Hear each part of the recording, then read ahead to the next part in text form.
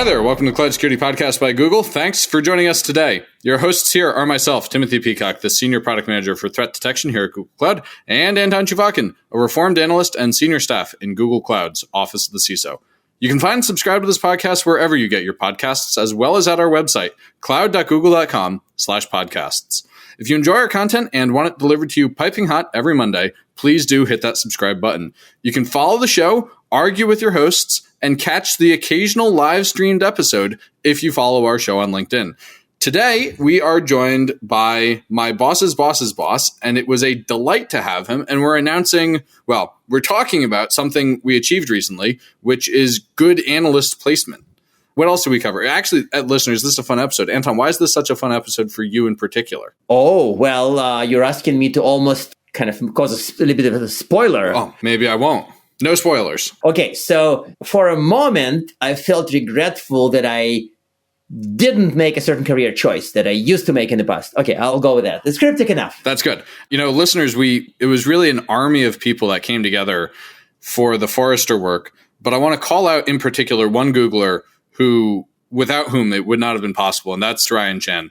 He wasn't on the show with us today when Jeff was talking about it, but Ryan has been instrumental throughout my entire time at Google in our work with analysts. So Ryan, from one Googler to another, man, could not do this stuff without you.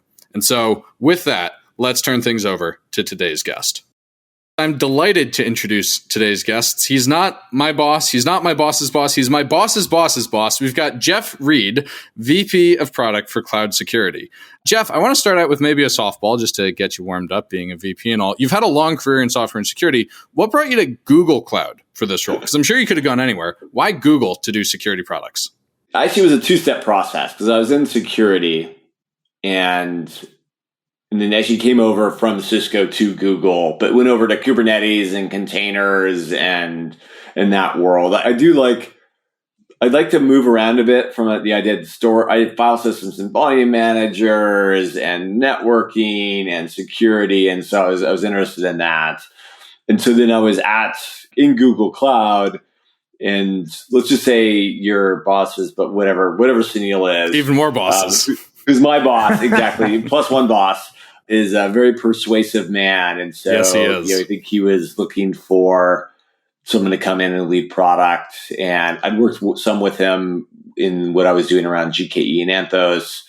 And so he started it took him a couple quarters, but he finally got his hooks into me. Only a couple quarters. That's pretty fast for that kind of decision. Exactly. So that's a story, yes. At least you consciously joined Google. You weren't like acquired in or found on the street like some of us. So no, 100%. Anton was acquired. I was found on the street, listeners. Yeah. Well, look, I'm like an infrastructure person for years and years, and I think the future of that is cloud. So it was a very natural place for me to go. That actually makes sense. And yet, at the same time, here's the product question comes from me, the non-product type. So sometimes when people think about cloud and invisible security, they sort of have this vision of security being so easy, you don't need to do all that much. But at the same time, we get requests from people who want to have encryption keys under a particular mountain in Switzerland, like EKM. So it's almost like large financials, other demanding clients require things of us, but also the rest of the world sort of needs things.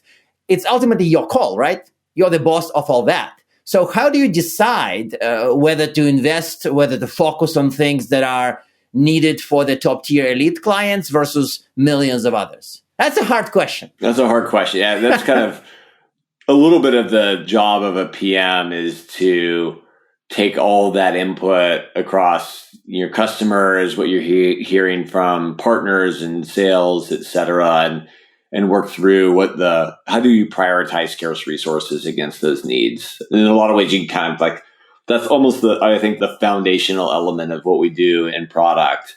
And so it's not exactly like one size fits all.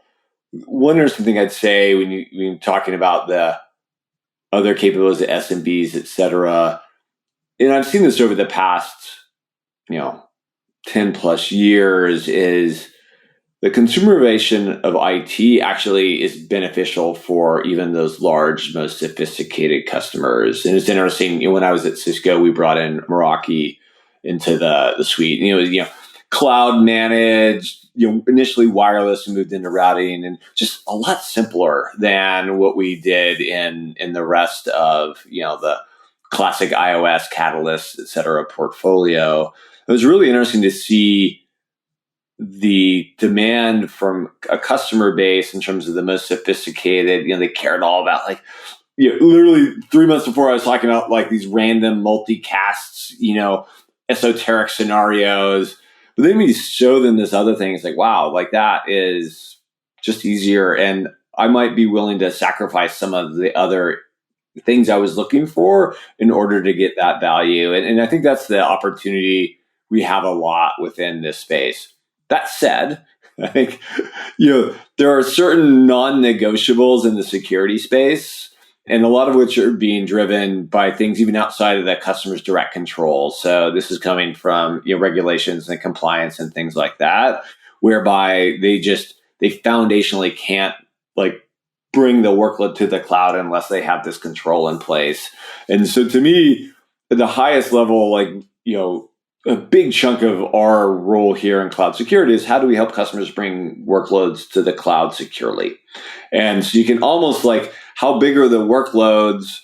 What do I need to do to invest to enable those? And that's almost the back of the envelope triage that I have. It says, hey, look, if a lot of these financial services need this esoteric thing where I store a key in a mountain in Switzerland, but it unlocks a large amount of workloads, across, even if it's a small number of customers, that could very well be worth it. Okay, so this is a really good answer because it leads really into the next question, which is about a split in your org. Some of us, like me, work on products. May I have an annoying comment? I want to make an annoying comment. Please, Anton. I can never stop this. His answer almost made me regret that I'm not a PM anymore. Really? Yes. Wow. Because it's kind of such a wise answer, and I see a lot of PMs who don't follow that wisdom. So I'm kind of it made me very briefly, Tim, regretful that I'm not a PM anymore. You're welcome back anytime, Anton. Whoa, careful what you wish for. So I want to pick at that though, because it is really interesting. And Anton's right; it was a very inspired answer. Some of our products are meant to unblock cloud adoption, and some of our products are meant to sort of generate direct revenue for the unit. How do you think about the split between them in terms of where we allocate resources and attention and time and headcount and all of that? And how do you allocate secondarily your time between all of that? So I end up mapping to really where we're investing the engineering resources in terms of my direct time. But I'm obviously part of that decision-making process and where we're allocating those engineering resources. And so what I would say is, I think that first piece, so if you look at our role, I think the first thing, don't pass go, don't collect $200, is around making sure the platform itself is secure. Mm-hmm. That, to me, our customers are entrusting Google with their most important applications and data in a lot of cases. And so that's a piece. And I think the hard thing about that is it's actually the role of a CISO. You can always spend more money in making your security environment more secure. That's kind of a never ending path. And so it becomes this view of what's the kind of the trade-off between what's the marginal value I get over another investment, and how do I kind of track that. So, but to me, that's kind of the starting point. And then really, you want to think about the next is, it kind of comes back down to the same thing. Getting more workloads allows Google Cloud to make more money, but also being able to deliver SaaS security solutions help us get more money as well. And so to me, it's a little bit of that traction. Does this investment, is it unlocking enough additional workloads that the marginal investment in HSMs and key management, or even policy intelligence, is more valuable versus, hey, I think we can go out and we can change how folks are doing security operations, and that's something that will be more directly monetizable. So as best possible, you try to come to that rationale. It's not perfect by any way, shape, or form. And a little bit also just comes down to how much is the field yelling at us or our customers yelling at us. And that becomes a way to, on the balance, you make sure that we're not too overweighted on one side or the other. You know what I really like about that answer is that there's no magic that you just identified, Jeff. It's the hard work of product management there. And I think one of the things that's maybe surprising to people when they talk to me about the podcast, one of the things they say that's surprising is hearing how Google does it and hearing the ways in which Google is normal versus is not normal. And I think what you just described is, although the stakes are abnormal, the process is actually kind of normal. Like that's how you would expect it to work. Yeah. It's so funny because look, I mean, I was very excited to join Google, and just the type of people we get to work with, the opportunity in front of us was amazing. I remember talking to friends though after I'd been on board for a few quarters, and it's kind of like, oh, like how is product management like at Google? And I was like, you know what, it's kind of the same thing. Like I think if you're good at this type of role and job and thinking, I think those foundational elements are pretty applicable across a wide swath of things. And as special as Google is, I don't know that it's so special that the product management job is foundationally different. So yes, and I think over the 2 years of our podcast existence, we've seen cases where clearly Google has a magical answer, and when people hear how we do it, their minds are just blown because it's unthinkable. But we also had cases when we describe how we do something, people thought, that makes sense. That's just common sense components done really well together. So I think this is in the second bucket. It's not like we have this magical wand that PM just waves and the priorities just line up right away. Yeah, he's doing it. I'm waving a whiteboard marker, listeners. Yeah, so that actually makes sense. And I think it has nothing with my desire to be a PM again. So, it doesn't affect it. So the question I have from this kind of decisions and all that is that clearly we listen to customers, and customers at times struggle with cloud. They struggle with adoption. I mean, so from my side, Office of the CISO, we see people struggle with adopting cloud securely, figuring out who is responsible. What's your take as a product leader? Like, what aspects of cloud security have you seen people struggle with the most? Like, where is the pain? Can you distill it for us? Yeah. I think there's a standard pain that I saw in the app modernization Kubernetes space. I see as security as well. And I think that is a lot of our customers are looking to map exactly what they've been doing on-prem into the cloud. And there's, I have this control and this boundary, and those things don't always map one to one. And so getting through that process, I think, it has been, I think, reasonably challenging for a lot of the customers that I meet with. It's kind of like, oh, no, but I do this here. And like, well, no, it doesn't exactly work the same way. Or if we made that thing, it would actually take away from some of the capabilities and reasons why you came to the cloud in the first place.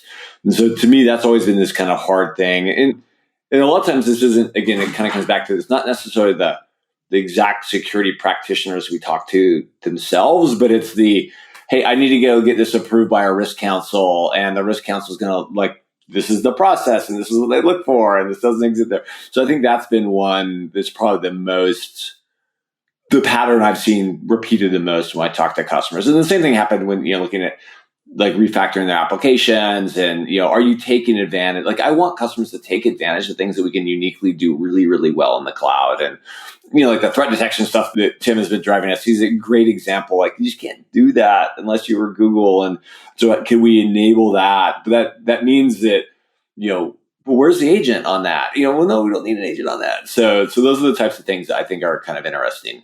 But so, sorry to kind of rephrase this, but is it again about their minds being on premise, but they come to the cloud? Because when you've described this challenge, I've heard something that we see a lot with clients at Office of the CISO is when they ultimately come with on-premise expectations, ideas, plans, practices, problems. And it's almost like they bring all the baggage and all the baggage, including problems from on-prem, and they drag it with them to the cloud. So it's kind of the same bucket of things, right? Exactly. And would you say that they're missing an opportunity there, Jeff? Yeah, 100%. And again, as I said, I don't know that I'm not necessarily calling out the practitioners directly. A lot of times it's all the systems around that or compliance. I mean, the other big thing I see is customers moving to cloud. How do they get the regulatory bodies that are overseeing their environments on board with what they're doing? It looks different. And we spend an amazing amount of resources and energy at trying to work with those bodies directly. But yeah, so those are the things I'd probably call out. So that makes sense for things that people struggle with the most. And I always appreciate hearing that my stuff is innovative. What are maybe the things that are surprising or unexpected that you've seen with our users? Is there anything that's I never would have guessed that would happen? That's an interesting question. Thank you. Maybe I don't get surprised that much. And say that in what? That's too grandiose or like self-congratulatory. Yeah, I think some of the cases maybe just in the scale at which some of these companies operate. It's amazing when you talk to some of these and how they're doing that across such an interesting infrastructure. So that's probably the thing that, until I came here, I still didn't necessarily understand the scale at which is, and it's not just our customers, even Google itself operates. Yeah. Yeah. I think that's a very fair answer. I have had my mind absolutely shattered by that in more than one experience here. Yeah. We were talking about the DDoS attack that we stopped for a customer last fall. It's unbelievable. Yeah. It's completely nuts. There was a time where one of my teams messed up a deploy and we accidentally saturated an entire fiber optic link between Asia and the US. And Traffic SRE's response was not, hey, you jabronis, what are you doing? The answer was, try to deploy it better next week. It's no big deal. Yeah. Yeah. We got it handled. Yeah. So as we're working on this, clearly outside parties like analysts recognize ongoing improvements we make in cloud security. So recently we had a really great placement with Forrester Wave with what they call IaaS platform native security, which really makes us look great, look really, really good compared to other providers. My suspicion, because I was involved with that process during previous years, that a lot of work went into that. So can you maybe, open the kind of the truth to this? How was it done? What was involved in us collecting, building all that? Yeah. So agree. I'm very excited about the placement in the IP&S Wave from Forrester. And I was talking to the team, and they work for months on this. And part of it is just making sure that we can accurately answer the very, very long list of questions and data points that are being looked for as part of this process.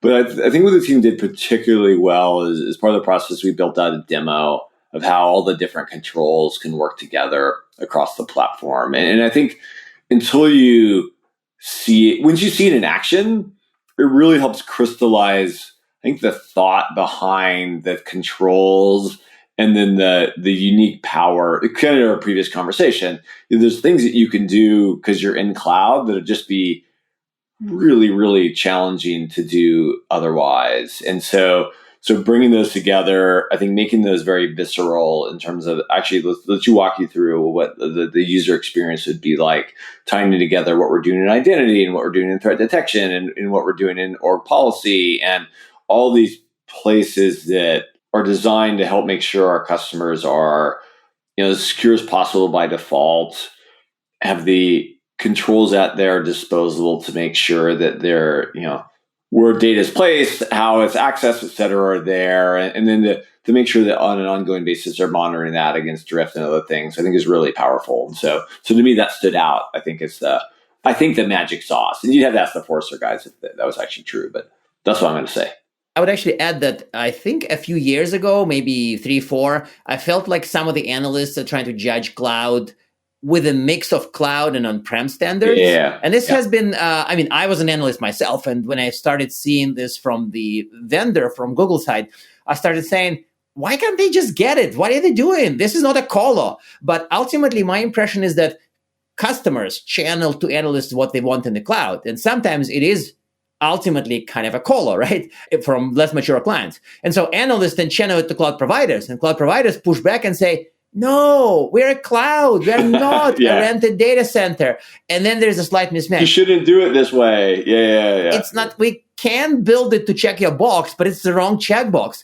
Do we see less of that now, right? I'm almost asking you a leading question. I don't know, Anton. We do see less of that, We right? did. I participated extensively in this one and the last one. Yeah. I put a lot of demos together. I got fewer fish climbing tree questions this time around than last time. There were still some. Yeah.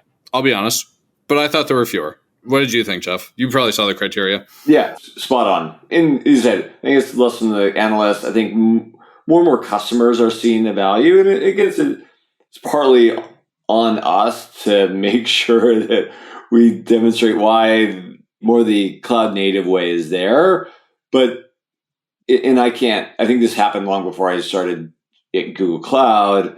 I also think there was a very concerted effort for Google to do a better job of trying to meet customers where they were.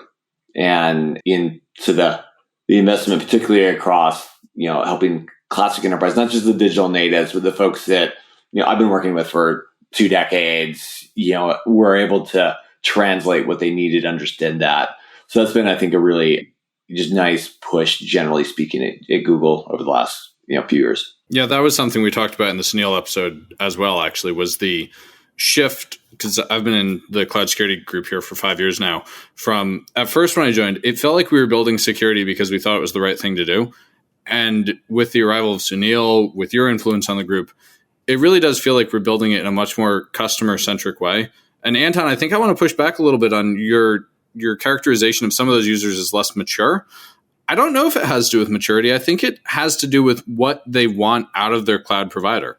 I don't think it's invalid to say, I need a bunch of equipment and I don't have linear feet to put it in my data center. Yes, I think you're right. I think I would probably apologize for treating them all as less mature, but I've certainly seen this as both the sign of a cloud need, kind of a legitimate requirement for that, but also in terms of maturity. People who were sort of raised and born and educated in the 90s and their IT experience was all 90s realities. And then suddenly they're in the cloud. So they demand the 1990s stuff. Killing me. Okay, you're all laughing at me. Okay. All right. So Jeff, we agreed in advance on the questions, but I want to throw you a curveball because Anton's got it pulled up on the screen. Curveball question, listeners, he didn't have this one in advance. Is cloud migration a risk reduction move?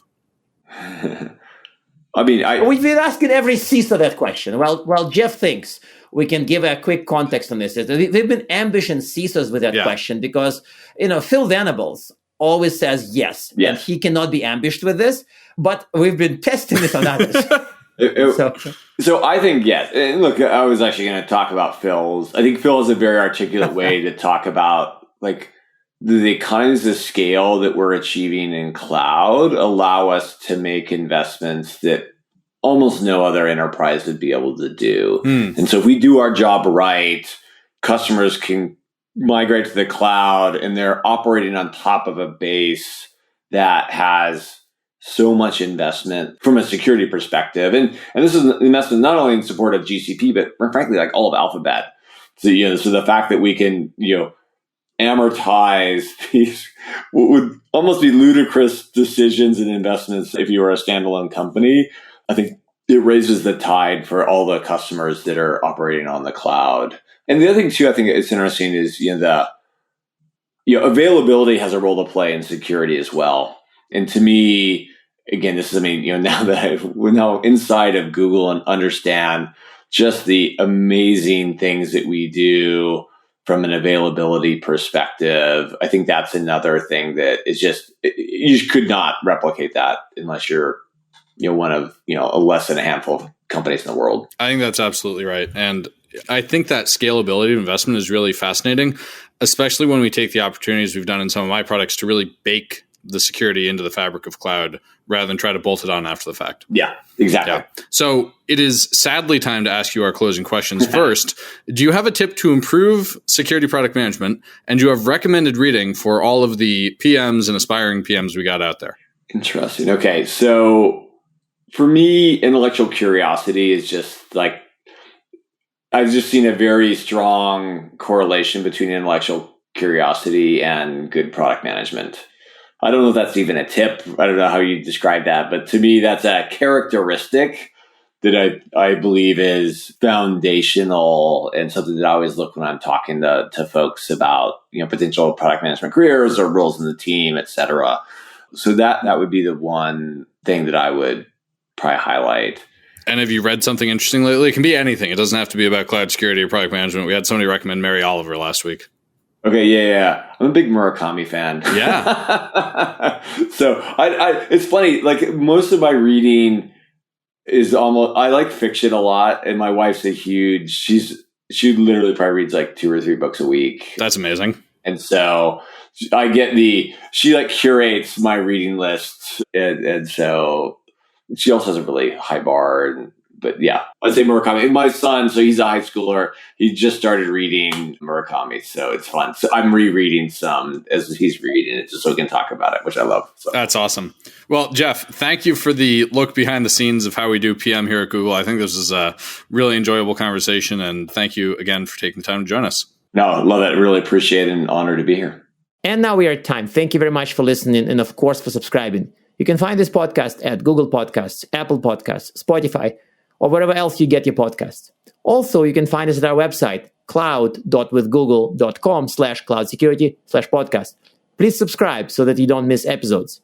You can follow us on Twitter, twitter.com/cloudsecpodcast. Your hosts are also on Twitter at Anton_Chuvakin and _Team Pico. Tweet at us, email us, argue with us, and if you like or hate what we hear, we can invite you to the next episode. See you on the next Cloud Security Podcast episode.